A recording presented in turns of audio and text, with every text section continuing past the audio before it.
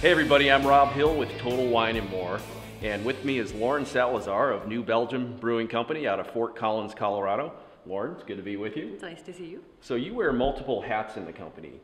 You are a sensory specialist, and you are the wood cellar director and blender, Yes. right? So tell us about being a sensory specialist. Being a sensory specialist, it's basically just the science of flavor. So basically what we do is train our expert taste panelists. There's 85 of them at New Belgium at what we call the mothership, our brewery. And we train these people to basically be able to take something that normally people consider very subjective flavor. Because people are normally thinking, you know, I like this, I don't like that. And they say, oh, that's just your opinion. But what we do is take that and make it very objective. And so we basically take a beer and be able to say, with statistical significance, that the beer is true to brand and free of off flavors.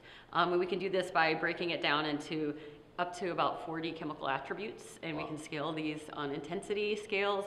So when we tell you that we're bringing you a fresh fat tire, what we're telling you is that beer meets specifications, that it's consistent in quality every single time. So it truly is a specialty, though. I mean, you can train someone, but not just anybody, right? I believe that you can train anybody. Okay. Because no one person is a perfect taster. And I think that a lot of times when people say, oh, you're the sensory specialist, your palate must be amazing. My palate is very trained. That's true. I've been doing this for 15 plus years. But the best thing is everybody kind of has specialties. So basically what we do is we get enough taste panelists, we train them, and we identify what you're great at, what you're not so good at picking up, and then we have about 20 to 30 people that come through panel a day, and then that paints one picture of one sample. And so this is a daily thing? Daily taste panel, yes. It goes from 10 to 11 o'clock in the morning, and basically our tasters kind of just come in and out of the booths. They finish their samples. They will enter it in the computer. It goes into a statistical program, and it pops out whether or not that the beer is within our process capability. So I would imagine then you're an integral part of the creation of new beers.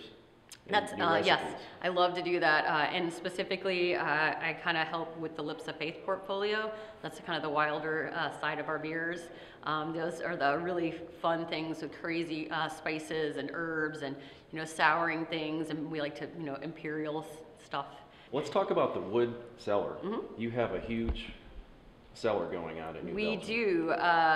We have over 65 fooders. A fooders just French for big barrel, and so we have about 9,000 hectoliters in wood. So is it in the wood barrels where you put in the funky yeasts? Yes, the bugs, the critters. We basically will take what somebody called perfectly good beer, which I thought was a really hilarious way to say that. But we'll take, you know, just a light lager or a dark lager, and we will put them in the barrels. And then there we have resident bugs. We have these souring bacteria, these wild yeasts that do something magical. They take a beer and turn it into like a guza or a goes, a lambic. How much can you control that, or how much is left up to nature? The moment that you let go of control, that's a good day. The more you kind of control them, the more they misbehave. What I realize is kind of my job is just to make sure that they're happy. So the barrels and the bugs are talking to you? Yes. Well, the barrels, they all have very specific personalities. They have names, and you just kind of get to know them, and you can then start predicting things. Not with great certainty, but you just kind of know what's kind of going to happen next. And how often does that turn out to be true? Well, we have number 9. Her name is Cherry Go Lightly, and she has an amazing ability. There must be some kind of benzaldehyde or something which kind of makes these cherry pit flavors, kind of almondy flavors, and we don't do any microbiological or analytical testing on these barrels. It's all organoleptic or sensory. So smelling, tasting, touch, hearing. So yeah, the more that I find that, you know, just knowing the barrels is the way to go. So do you have a favorite barrel, and do the others know about that? Yes, Sure Thing. Yes, and Sure Thing is number 1. It's our first fooder that we had, and Sure Thing has made every single Lafayette that's happened since the first time she went sour. So she's done a lot of work for you. Yes, and number hence, 2, hence yeah, her name. And number 2 is number 2. We never name because you can just never be number one, but it's okay with that. Obviously, New Belgium is into additional beers and styles other than the sours. You brew some great hoppy beers. Tell us about that. Yeah, we have definitely, I think over the years, our brewmaster Peter Buchart, he's from Belgium, so it was just a natural fit that we really always stay true to the Belgium and New Belgium.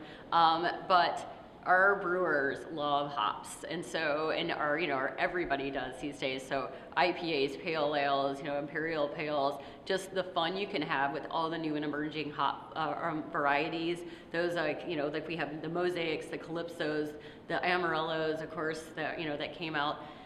These hop varieties are just happening faster and faster, and you can actually go to the hop fields now and choose. They'll have the experimental hops where they're just one hop, and if you can go and smell them and kind of rub and smell them, if you like one of those, they will actually plant you a whole, an acre of, or however much you specify, and your hop in your brand new, pale ale could be the first time that hop has ever happened. That's pretty exciting. So it's really exciting. Are you involved with that, going out into the hop fields? I like to do hop selection, yes, because that's just fun. You obviously have a lot of passion and enthusiasm. I never stop talking about beer. I never stop enjoying. I think that the balance it just kind of goes back and forth. My life is kind of integral with New Belgium, and the people there are kind of my family, and we know how to have fun, and it just kind of shows the way we kind of show up every single day there. The company really has that culture. We do. And it shows into everything that goes into the bottles. Thanks. Thanks so much for being here. Thank you.